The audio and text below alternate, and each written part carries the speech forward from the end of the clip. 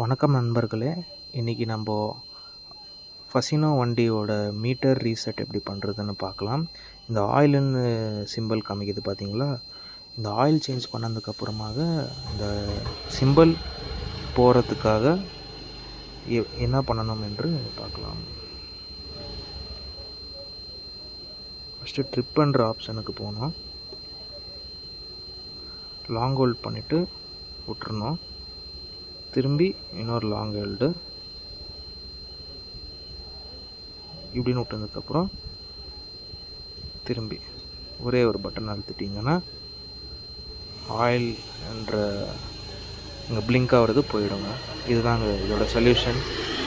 So 2 வாட்டி long hold பண்ணி, அதாவது விட்டு விட்டு பண்ணணும். பண்ணதுக்கப்புறமாக திரும்பி ஒரே ஒரு தடவை இதை அழுத்தினீங்கன்னா உங்களோட ஆயில்ன்ற சிம்பிள் போயிடுங்க.